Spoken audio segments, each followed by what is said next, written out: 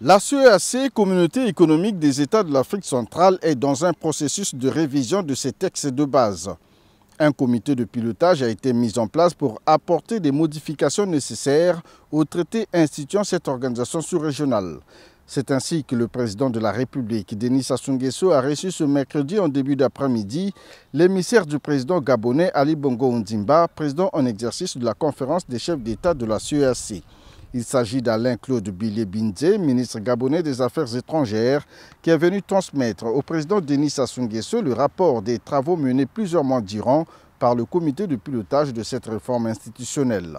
Cette réforme s'articule autour des points fondamentaux destinés à donner un coup d'accélérateur au fonctionnement de la CEAC, a indiqué l'émissaire du président gabonais. C'est un comité de pilotage qui a travaillé pendant de longs mois avec la contribution des ministres des 11 États membres. Nous avons adopté 5 textes fondamentaux. Le traité révisé de la communauté, le protocole COPAX, donc qui est le mécanisme paix et sécurité de la communauté, le cadre organique de la communauté, le règlement financier et le statut du personnel. La réforme institutionnelle de la CEAC voulue par les chefs d'État des 11 pays membres vise des objectifs spécifiques, a indiqué par ailleurs le ministre gabonais des Affaires étrangères. Ces textes sont très importants dans la mesure où nous devons absolument relancer notre communauté.